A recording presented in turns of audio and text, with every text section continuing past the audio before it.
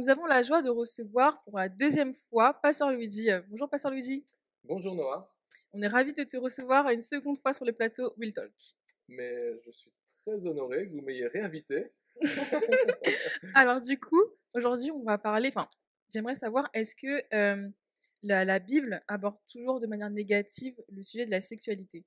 C'est une bonne question, Noah. C'est vrai que la fois dernière, dans l'émission précédente, nous Ouais, avions parlé de choses assez négatives, totalement. mais on pourrait s'imaginer que dans la Bible aborde la sexualité de manière négative ou que c'est un sujet tabou dont on ne Ouais, parle pas. Eh bien, détrompe-toi, pas d'accord. du tout. Il y a des passages bibliques, et il y en a même plusieurs, qui évoquent la sexualité de manière très positive. Alors, Mhm. je vais commencer avec l'un des passages qu'on trouve dans le livre des Proverbes. C'est dans l'Ancien Testament, chapitre 5, versets 18 et 19. Remplis-la de bonheur, trouve ta joie dans la compagne de ta jeunesse. Mhm. Ta femme est aimable et gracieuse comme une gazelle, que son corps te comble toujours de plaisir. Abandonne-toi sans cesse à son amour. Mhm. Tu vois, c'est très positif, Ah hein, ouais. Mhm. dans ce texte biblique. Et il y en a d'autres, beaucoup d'autres. Il y a même des livres entiers qui parlent de sexualité. La Bible nous dit que Dieu a créé la sexualité entre autres pour le bonheur et l'épanouissement de l'homme et de la femme. Et donc, tu l'as vu dans ce texte, tu l'as entendu, les notions de beauté, de Mhm. séduction, de plaisir sont clairement exprimées et sont même encouragées Ouais. dans ces versets bibliques. Donc, c'est quand même assez positif. Bien sûr, si on continue à lire ce même passage, les versets suivants vont quelque part être des mises en garde. Parce Mhm. que justement, si Dieu a créé de belles choses, on sait aussi comment eh bien, le péché a toujours tendance à pervertir les Ouais. choses que Dieu a créées. Et dans la suite de ces versets, versets 20 à 23, il est dit, mon fils, pourquoi t'abandonnerais-tu à la femme d'un autre? Pourquoi chercherais-tu le plaisir auprès d'une étrangère? Le Seigneur voit la conduite de tout homme, il observe chacun de ses actes. Les fautes emprisonnent celui qui les commet, elles le tiennent captif à la manière d'un piège. Celui qui ne sait pas se dominer cause sa propre mort. L'excès de sa bêtise lui fait perdre la tête. Il y a des mots forts qui sont employés, Ouais, hein. totalement. Autrement dit, le bonheur et le plaisir de la sexualité ne peuvent réellement se vivre que dans le cadre d'un engagement à la fidélité entre deux personnes, d'un Ouais. engagement à l'exclusivité entre deux personnes, entre un homme et une femme, c'est-à-dire dans le cadre du mariage. Parce qu'en dehors du mariage, eh bien, comme le dit ce texte, la sexualité nous piège. La sexualité nous Mhm. piège, elle nous emprisonne, elle nous domine et elle nous conduit à la mort. De quelle mort parle-t-on? Dans la Bible, la mort, c'est une séparation. Séparation d'avec les autres, séparation d'avec Dieu. Il y a donc dans la Bible, bien sûr, une présentation de la sexualité comme étant bonne, comme étant géniale. C'est ce que Dieu nous a créé ainsi, mais il y a aussi des mises en garde, parce qu'il y a une sexualité négative, malheureusement. C'est par exemple ce que l'apôtre Paul fait lorsqu'il écrit aux chrétiens de la ville de Thessalonique, 1 Thessaloniciens chapitre 4, verset 3, ce que Dieu veut, c'est que vous meniez une vie sainte, que vous vous absteniez de toute immoralité. Et le mot immoralité traduit le mot dont nous avons parlé la fois passée, pornéia, Mhm. et c'est de ce mot que dérive notre mot pornographie. Et pornéia fait référence à tous les comportements sexuels qui ne respectent pas ce que Dieu demande, comme par exemple les relations sexuelles en dehors du mariage, l'infidélité, etc. Des comportements qui sont condamnés par Dieu parce que tout simplement, ils n'aboutissent pas à notre bonheur. Ils Mhm. n'aboutissent pas à notre bonheur, ils n'aboutissent pas à notre épanouissement. C'est pas pour cela que Dieu a créé la sexualité. Il l'a Ouais. créé pour que nous soyons heureux et pas que nous soyons esclaves ou que nous soyons malheureux. Tout à fait. Mais du coup, puisque là on parle de sexualité, mais aussi d'amour, Mhm. qu'est-ce que tu penses du flirt? Alors, quand on est adolescent, il est tout à fait normal, aussi bien pour les filles que pour les garçons d'ailleurs, Mmh. de consacrer une bonne partie de son temps, de ses pensées, de son énergie à parler d'amour et plus particulièrement de flirt. Mmh. Hein. Les adolescents échangent beaucoup sur qui sort avec Oui. qui rêve de sortir avec qui et qui ne sortira sûrement jamais avec qui. Tu vois. Donc c'est vraiment dans les Non, mais c'est conversations. ça. Mm, En règle générale, le but ultime du flirt, c'est de trouver son futur conjoint. C'est le but ultime. Et donc, on commence par fréquenter une personne mm, à travers des sorties ordinaires, et puis l'affection grandit de plus en plus. On se fiance, on se marie, et le flirt sert en général à mieux se connaître l'un l'autre afin de trouver celui ou celle dont le caractère va s'accorder le mieux avec le nôtre. Voilà. mm. Donc là, tu es en train de me dire que pour toi, le flirt, c'est une bonne chose. Alors, pas tout à fait. Mm. Non, non, pas tout à fait. Tu sais pourquoi? Parce qu'en fait, le problème avec le flirt, c'est que tout le monde n'en a pas la même définition. Ouais. Tu vois? Mm. Et donc, sortir avec quelqu'un, comme on dit, hein, quand on voilà, sort avec un, on sort avec. De sortir avec quelqu'un peut vouloir dire beaucoup de choses. Ouais. Pour certaines personnes, sortir avec quelqu'un, ça veut dire qu'ils s'aiment et qu'ils se tiennent par la main. Mm. Et c'est tout. Mm. Tu vois? Ouais. Et pour d'autres, sortir avec quelqu'un, ça veut dire coucher ensemble. Mm. Tu vois, donc, Ouais, c'est différent. voilà, c'est. Ouais, ça dépend vraiment. Mais du coup, alors, lorsqu'on sort avec quelqu'un, qu'est-ce qu'on peut ou qu'est-ce qu'on ne peut pas justement accepter?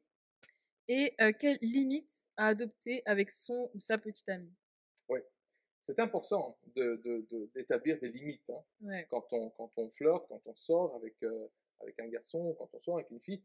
Je pense qu'il y a plusieurs stades dans la relation amoureuse. En tout cas, moi, j'en ai remarqué plusieurs. Le premier stade consiste à se tenir par la main, Mhm. pour être vraiment pratique, hein, tu vois. Mhm. Consiste à se tenir par la main, peut-être se presser l'un contre l'autre, éventuellement échanger un bisou, un Mhm. baiser. Euh, le deuxième stade, je dirais que c'est ce que les Américains appellent le French kiss. Ouais. Tu vois, là, Mhm. c'est un baiser langoureux, bouche ouverte. Enfin, bon, voilà. Je passe les détails, tu vois ce que je veux dire. Le troisième stade, ce sont les caresses. Mhm. Et les caresses, pas des simples caresses, des caresses sur les zones érogènes. Mhm. C'est-à-dire, voilà, les endroits qui sont excitables sur le corps. Et le quatrième stade, ce sont les relations sexuelles. Tu Mhm. vois, donc il y a 4 paliers, et mon conseil, c'est de ne jamais dépasser le premier stade. Ok. Pourquoi? Parce que entre, si tu veux, le deuxième et le troisième stade, il y a des glissements qui sont très, très, très difficiles à éviter. Mhm. Et entre le troisième et le quatrième stade, là, ce sont des glissements qui sont pratiquement impossibles à éviter. Donc, parce que la pression est très forte, la tentation est très, très forte. L'apôtre Paul écrivait justement aux Thessaloniciens, dont on parlait tout à l'heure, dans la première épître, au chapitre 4, versets 3 à 5, il disait « Dieu veut que vous lui apparteniez entièrement. Il attend de vous une vie sainte, consacrée à son service. Cela veut dire en premier lieu que vous vous teniez éloigné de toute immoralité, de toute pornéia. Mhm. Évitez toute licence dans le domaine sexuel. N'ayez rien à faire avec de tels dérèglements.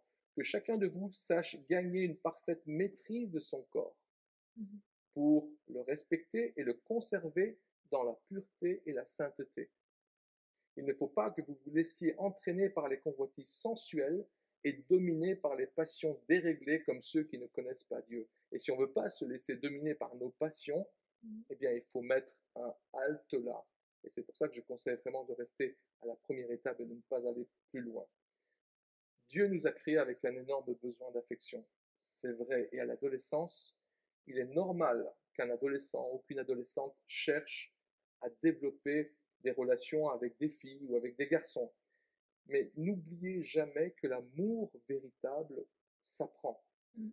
Et que la manière la plus sûre de l'apprendre, c'est de commencer par l'amitié. Mhm. En tant que chrétien, Jésus demande que nos relations avec les autres soient respectueuses, soient sincères, soient justes et sans arrière-pensée. C'est très important. Ce type d'amitié, je crois, est possible entre garçons et filles. Mais il nécessite d'apprendre à donner de l'amour avant de vouloir en recevoir. Mhm. Donner de l'amour avant de vouloir en recevoir. Et pour apprendre à aimer d'un amour véritable qui se donne, je crois qu'il n'y a pas de meilleur exemple Mhm. que celui de Jésus. Mhm. Mais du coup, qu'est-ce que tu veux dire par apprendre à donner de l'amour plutôt qu'en recevoir? Alors, pour répondre à ta question, je dirais que j'ai remarqué qu'il y a principalement 3 façons d'aimer et d'être aimé. Mhm. La première, c'est ce que j'appellerais l'amour-si. Je ne sais pas si tu connais l'amour-si. Ouais, conditionnel. Ouais, le conditionnel, exactement. C'est malheureusement la façon d'aimer la plus répandue. Tu vois, l'amour-si est un amour qui ne se manifeste que si certaines conditions sont remplies. Avec l'amour-si, pour être aimé, il faut faire quelque chose. Par exemple, si tu fais exactement ce que je te dis, je t'aimerai. Si tu te comportes ou tu t'habilles comme je veux, je t'aimerai. Si tu arrêtes de faire ceci ou si tu arrêtes de faire cela, je t'aimerai, etc. Tu vois, il y a chaque fois une condition. Ouais. Ce genre d'amour est échangé contre une chose que l'autre désire. Et autrement dit, c'est un amour égoïste en fait. Parce que son but, c'est d'obtenir quelque chose en échange de quelques marques de tendresse. Tu vois. Et malheureusement, beaucoup de filles ne connaissent pas d'autre amour que celui d'un garçon qui leur dit « Si tu te laisses faire, je t'aimerai. » Tu vois. Et elles ne réalisent pas que cet amour qu'elles veulent absolument obtenir est totalement faux. En réalité, cet amour égoïste n'est pas de l'amour. Car dès qu'elles ne remplissent plus les conditions exigées par l'autre, eh bien, elles vont la plupart du temps être rejetées, et cela peut même se faire avec violence. Il y a l'amour-si, il y a aussi l'amour parce que. Tu connais l'amour parce que? L'amour parce que. Avec ce genre d'amour, la personne aimée est aimée, à cause de ce qu'elle est, à cause de ce qu'elle a ou à cause de ce qu'elle fait. Autrement dit, je t'aime parce que tu es belle. Je t'aime parce que tu es cool. Je t'aime parce qu'avec toi, je me sens en sécurité. Je t'aime parce que tu me fais rire, etc. Tu vois, on peut en mettre beaucoup des parce que. Cet amour semble parfait. Il semble parfait parce que nous voulons tous être aimés pour ce que nous sommes ou pour ce que nous faisons. Mais que se passera-t-il si ton petit ami ou ta petite amie rencontre quelqu'un de plus beau que toi, de plus drôle que toi, de plus cool que toi? Eh bien, il ira vers cette personne. Qu'arrivera-t-il lorsque tu vieilliras et que ton corps va se transformer, ou si tu perds ta situation et que tu es beaucoup moins riche, beaucoup moins cool? L'amour parce que ne tient pas la route face aux difficultés de la vie. L'amour parce que est très fragile et ne dure pas dans le temps. Et puis, il y a enfin l'amour que la Bible recommande, c'est l'amour sans condition.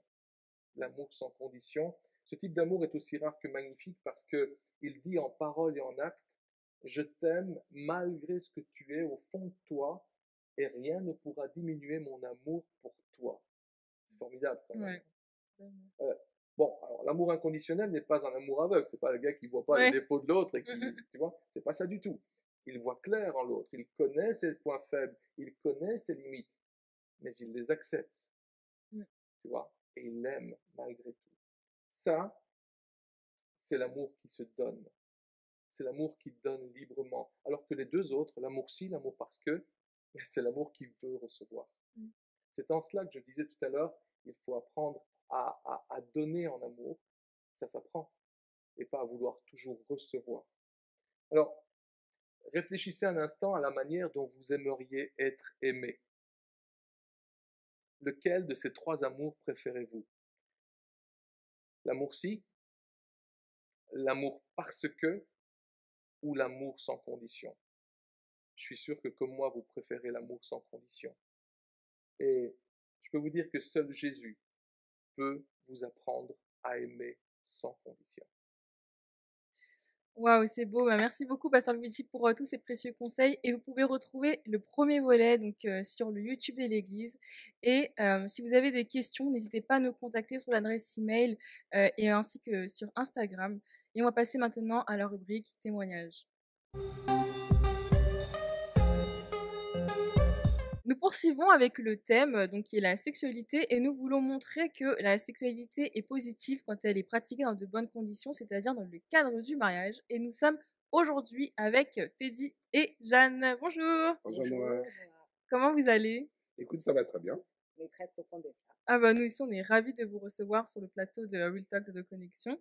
Et donc du coup ils sont responsables Louange est également responsable de groupe de jeunesse, donc à l'église Source de Vie à Sarcelles. C'est ça. C'est ça. Et donc, ils sont mariés depuis 1 an et demi, précisément depuis septembre 2019. Voilà, je ne me trompe pas. Et également, donc, ils vont nous faire part de leur parcours, du fait qu'ils se sont abstenus, ils se sont préservés jusqu'à leur mariage. Oui, effectivement. C'est vraiment quelque chose qu'on avait à cœur euh, depuis notre conversion. En fait, pour ma part, depuis ma conversion, je m'étais toujours dit que le jour où Dieu me ramènerait la personne avec qui je dois être, ça ne se fera pas avant. Donc, je n'aurai pas de rapport sexuel avant le mariage. C'était vraiment quelque chose qui était dans mon cœur. Ben voilà, c'est de par mon amour pour Dieu et de l'obéissance à sa parole, j'avais gardé ça dans mon cœur. Donc voilà. C'est vrai que dans un commun accord, dès qu'on a décidé de cheminer ensemble dans les voies du mariage, on avait pris la décision de ne pas s'embrasser. Tout simplement, c'était d'un commun accord. Après, on ne fait pas une généralité, mais c'est vraiment d'un commun accord. Pourquoi? Parce que, au vu de mon passé, en fait, moi, j'avais déjà connu, en fait, des filles, sauf que Jeanne, c'était pas son cas. Et je me suis dit qu'il y a certaines limites à ne pas franchir. Et je savais que si on partait sur ce chemin en s'embrassant, je pense que on aurait pu déraper comme le pasteur l'avait dit précédemment. Ouais. Voilà, donc il y avait la ligne rouge à ne pas franchir. Et pour nous, c'était vraiment de ne pas s'embrasser. Et j'avais vraiment décidé de ne pas le faire avec la personne avec qui je me marierais. Et Jeanne également, on ne s'était pas concerté au début. Et le fait qu'on ait appris cela l'un de l'autre, on s'est dit, c'est vraiment aussi encore une confirmation du Seigneur qu'il fallait vraiment qu'on puisse aller jusqu'au mariage. Ouais, c'est vrai que moi, je ne lui avais pas dit. Et quand du coup les choses ont été confirmées pour nous deux, il m'a dit j'ai vraiment à cœur de ne pas t'embrasser jusqu'au jour du mariage. J'ai été touchée parce que je me suis dit, mais je n'en ai pas parlé et il me l'a dit. Donc j'ai juste dit, Seigneur, c'est une confirmation de plus. Ouais. D'accord, donc pour vous, c'est possible de pouvoir s'abstenir avant le mariage, mais du coup, quelles seraient les méthodes? Vous avez parlé pour vous, de ne pas s'embrasser. Qu'est-ce que vous direz en général pour réussir à s'abstenir Alors, je ne dis pas que c'est facile, c'est vrai que oui, il faut dire la vérité, c'est difficile. Ouais. Mais je pense que notre amour pour Dieu, en fait, nous a, comment dire ça, a dépassé, en fait, tout ce qui pourrait, en fait, nous faire tomber dedans, en fait. C'est vrai que le fait de servir à l'église, on était très, très actifs à l'église et ça nous a beaucoup gardé. On n'avait pas le temps, justement, de tomber, en fait, dans le péché parce qu'on était beaucoup investis dans l'église et on avait aussi beaucoup d'activités dans l'église. Donc, tout ça aussi, ça nous permettait... c'était une des méthodes qu'on a mis en place. D'accord. Pour rebondir sur ce qu'elle a dit, effectivement, c'est vrai que servir Dieu nous permet vraiment de rester centré sur la consécration à Dieu et à son service aussi. Et pour vous donner l'exemple aussi, alors, on peut le voir dans la Bible, l'histoire de David et Bathsheba. David, en fait, au lieu d'aller à la guerre, il est resté, il a envoyé ses généraux, il est resté et la Bible dit que David était oisif et en se promenant sur le toit de sa maison, donc il a aperçu donc cette belle femme qui est Bathsheba et c'est là en fait qu'il a commis l'adultère et après on sait qu'il y a aussi un meurtre qui a suivi, mais tout cela parce qu'il a été oisif. Et c'est vrai que lorsque on ne fait rien, on peut être oisif et ça peut être une porte ouverte en fait au péché. Et donc nous, le fait vraiment de rester au service de Dieu, ça nous permettait vraiment d'être consacrés, de ne pas se focaliser sur autre chose. C'est top. Et je dirais également que ne pas se retrouver seul dans des lieux clos. C'est très important. Et nous, par exemple, on allait souvent au cinéma, mais hormis le cinéma, éviter de se retrouver dans des lieux clos. Et je pense aussi la prière. Oui, voilà, c'est ça aussi. On passait aussi beaucoup de temps dans la prière. Et on essaie aussi de se renseigner aussi sur certaines prédications qui nous expliquaient aussi nos limites. Pour ma part, je sais que je me renseignais beaucoup, j'écoutais beaucoup de messages qui pouvaient en fait m'aiguiller sur le comportement à avoir parce que pour ma part, je n'avais jamais eu de rapport, je n'avais jamais eu de petits copains avant, donc je ne savais pas vraiment comment m'y prendre. Et le fait de me renseigner, que ce soit dans la parole de Dieu, que ce soit dans des messages de l'évangile, Ouais. ça m'a vraiment aiguillée pour ne pas, en fait, justement, D'accord. tomber. Donc, c'était un challenge qu'on s'était dit. On veut prouver à la jeunesse que c'est possible. On s'était dit, Seigneur, tu vas nous aider. On veut le témoigner. Et tout au long de notre rencontre, tout au long de la période de fiançailles qui a duré 1 an, à peu près, hein, on s'était dit, Seigneur, tu vas nous donner la force de le faire, pas par notre propre force, mais par ta grâce. Vraiment, c'est toi qui vas nous aider à le faire et c'est vraiment le Seigneur qui nous a aidés. Moi, franchement, si je devrais donner un message aux jeunes, c'est de ne pas compter sur leur propre force parce qu'ils n'y arriveront pas. C'est vraiment par l'aide du Saint-Esprit, par l'aide du Seigneur, vraiment de prier parce que l'esprit est disposé, mais la chair est faible. Des fois, on se dit, voilà, je vais faire ça, mais on peut être amené à chuter alors qu'on n'avait pas forcément voulu le faire. Et donc voilà, c'est vraiment compter sur la grâce de Dieu. Exactement. Et je pourrais rajouter une dernière chose. C'est plutôt, je dirais plutôt, chercher à vivre la vie de l'esprit. Parce que dans Romains 8, on dit que celui qui s'affectionne aux choses de la chair nourrit les désirs de la chair. Mais on essaie aussi de nourrir les désirs de l'esprit, qui est la parole de Dieu. Donc s'attacher vraiment à la parole de Dieu, c'est très important. Parce que si on, on cherche plutôt à satisfaire la chair par différentes activités ou quoi que ce soit, on sera amené à nourrir cette chair-là. Mais la vie de l'esprit, c'est vraiment la parole de Dieu, le service du Seigneur et la prière. Et juste pour compléter Teddy, je lui avais vraiment fait comprendre que, au-delà de l'amour que j'avais pour lui, j'aimais Dieu bien plus que lui, en fait. Donc, je lui avais dit, dans tous les cas, en fait, mon amour pour Dieu, en fait, est grand et je ne veux pas le décevoir. Et je lui avais fait comprendre que voici quelles seront nos limites. En fait, on s'était mis des limites. On s'était mis des limites et on avait prié pour que Dieu nous aide à respecter ces limites. Donc, c'est important de se mettre des limites, de se dire voilà quelles sont mes faiblesses, voici ce qu'on va mettre en place. On sait que voilà, telle chose peuvent nous faire chuter, donc on va éviter de se le faire. On va privilégier telle ou telle chose. Et on avait compris une chose aussi, c'est que la sexualité ne se fait pas comme ça, mais elle se fait vraiment uniquement dans le cadre du mariage.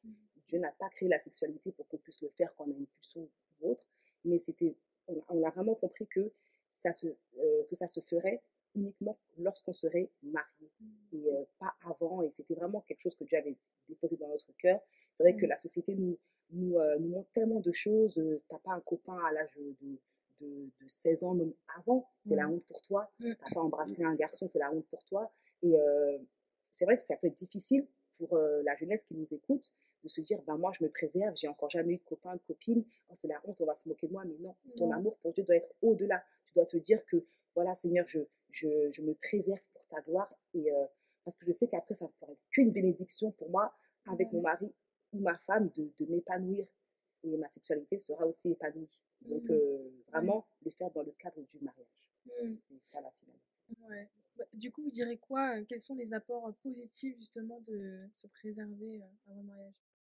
Moi, je dirais c'est comme un enfant qui débat son cadeau à Noël, pas avant, mais après, cette adrénaline-là, et vraiment découvrir aussi sa femme dans le cadre du mariage. On se dit qu'on est dans un cadre légal, donc on est vraiment dans les voies de Dieu. Voilà. Moi, je dirais plutôt ça. Pour compléter dit, moi, je dirais, en fait, comment moi je l'ai vécu, j'avais vraiment envie, je m'étais mis dans la tête que, voilà, je suis un cadeau et il va devoir attendre pour l'ouvrir. Donc, il va patienter. Peu importe ses pulsions ou autres, le Seigneur va l'aider. Et donc, voilà, c'est vrai que je priais beaucoup pour lui. Franchement, je disais, Seigneur, aide-le. Aide-le et aussi aide-moi. Et des fois, en fait, je me privais même moi, je me faisais même mal, alors que peut-être que j'avais aussi des envies qui étaient là, mais je me faisais mal à moi-même. Non, là, Jeanne, parce que je me disais que si moi-même, je ne suis pas dure, je peux être aussi une pierre d'achoppement pour lui. Donc, je me privais moi-même, j'étais dure avec moi-même pour pouvoir aussi l'aider, parce que lui, il avait déjà eu un passé, il savait ce que c'était d'avoir des relations sexuelles, etc. Donc, moi, en gros, je m'étais dit pour, entre guillemets, le sauver ou même sauver notre relation et arriver jusqu'à ce challenge-là qu'on s'était dit, d'être pur jusqu'au mariage, il fallait aussi que je sois aussi dure. C'est-à-dire de me dire, non, Jeanne, là, voilà, fais attention même à ta manière de t'habiller des fois pour ne pas susciter un certain comportement envers tes dits. Voilà, je calculais tout ça. Il y avait beaucoup de choses que je calculais. Donc voilà, s'abstenir parce que quand on s'abstient, le jour J, c'est que du bonheur et on découvre et c'est là, c'est waouh. Voilà. Ça, je peux le confirmer. Voilà. D'accord, super. Bah, merci beaucoup pour votre expérience. Est-ce que vous avez un dernier mot à dire à nos ados qui nous regardent? Moi, je dirais vraiment honorer le Seigneur. Lorsqu'on honore le Seigneur vraiment en se préservant, bah, il y a vraiment des bénédictions qui en découlent. Et la Bible nous dit qu'on est dans le monde, mais nous ne sommes pas de ce monde. Donc vraiment, il faut qu'on puisse avoir cette mentalité qu'on est des citoyens du royaume et qu'il y a des principes à respecter. Et lorsqu'on respecte ces principes-là, bah, Dieu nous honore également. Il y a pas mal de bénédictions. Et même pour finir aussi, il y a quelque chose que je voulais rajouter. Je me disais même que supposons qu'on avait des rapports sexuels avant le mariage et qu'on ne termine pas avec cette personne-là. Vous imaginez la déception?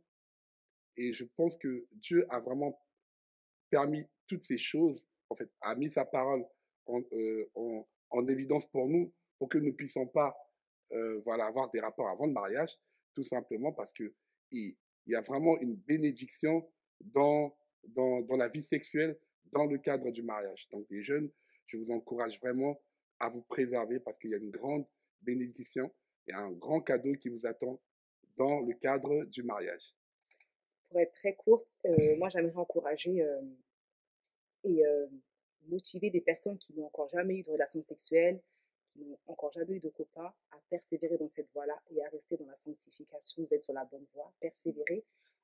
Autant voulu pour Dieu, vous aurez un homme ou une femme et, et vous ferez en fait cela dans le cadre du mariage. Pour toi qui as chuté et qui est peut-être tombé, ne te décourage pas, ne te sens pas sale, nous ne sommes pas meilleurs que toi. Dieu est miséricordieux, il est capable de te laver, de te relever. La Bible dit 7 fois le juste tombe, il se relève. Et Dieu est capable de t'aider à repartir sur de nouvelles bases. Abandonne ton passé, abandonne ta manière de vivre et repars dans la sanctification. Voilà, moi, c'est le message que je te lance aujourd'hui. Que Dieu te bénisse. Amen. Merci beaucoup pour votre expérience et on vous remercie encore d'être venu sur le plateau de Real Talk. Et on va passer maintenant à notre rubrique Louange. Et on se retrouve maintenant dans notre rubrique Louange avec Caleb. Salut Caleb. Salut Noah. Ça va Caleb? Ça va et toi? Ouais, super. Toujours là hein? Bah je vois ça. Du coup, là tu vas interpréter un chant, c'est lequel? Oui, alors pour ce temps de louange, on va prendre le chant qui dit Change mon cœur. Change mon cœur, ça va un peu avec le thème que Dieu nous aide en fait à être saint comme lui, à vraiment marcher dans la sainteté, que Dieu nous aide à nous préserver pour lui. Ok, alors c'est parti. C'est parti.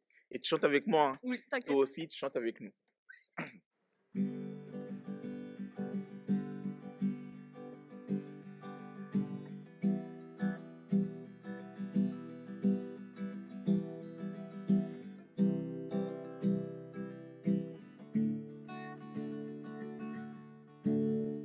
Change mon cœur, transforme-moi.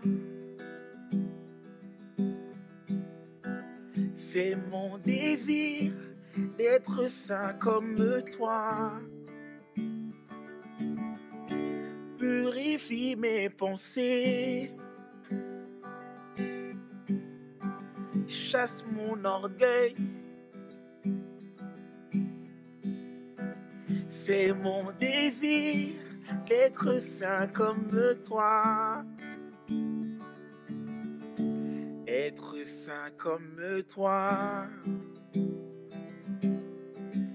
Être saint comme toi. Être saint comme toi. Être saint comme toi. Je me prosternerai et je t'adorerai. tu seras mon Seigneur, je serai ton serviteur. J'élèverai mes mains, abandonnant ma vie pour te louer sans fin dans ton amour infini.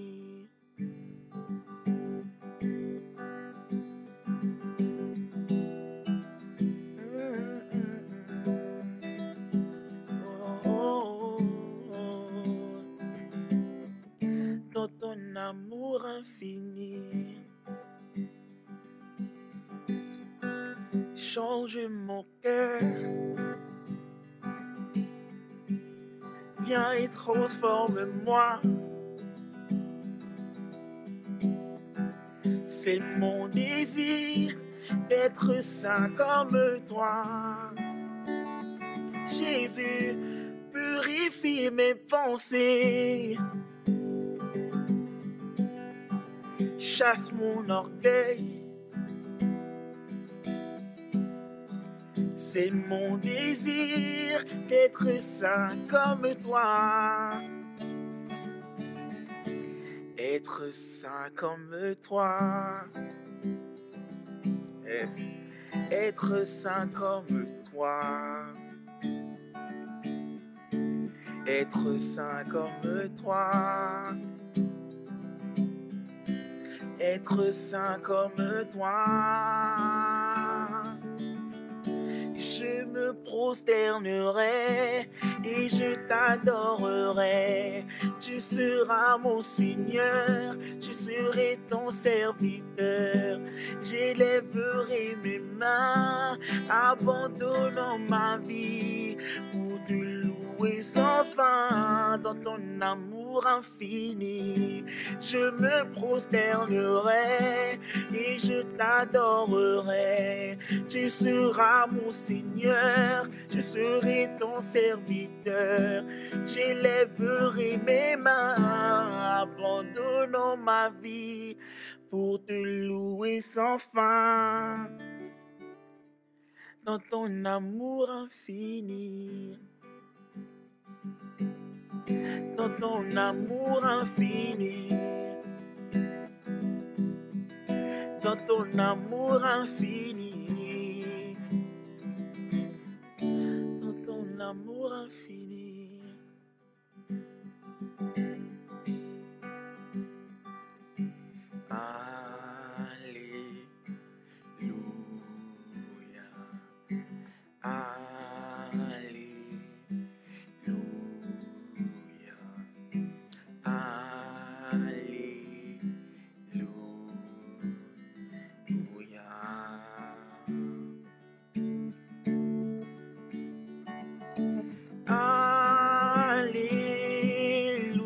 Alléluia. Alléluia. Alléluia.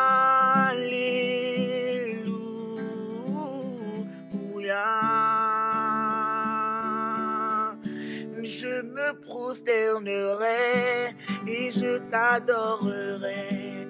Tu seras mon Seigneur, je serai ton serviteur. J'élèverai mes mains, abandonnant ma vie pour te louer sans fin dans ton amour infini. Dans ton amour infini. Dans ton amour infini. Oh oui.